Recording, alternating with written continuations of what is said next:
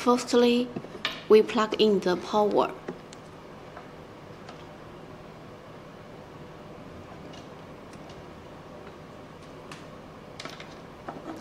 And the reboot takes about 1 minute.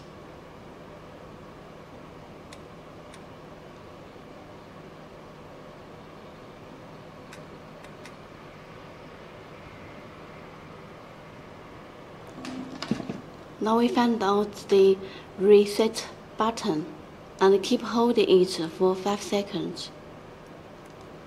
Reset complete. You restart the device. The reset is completed.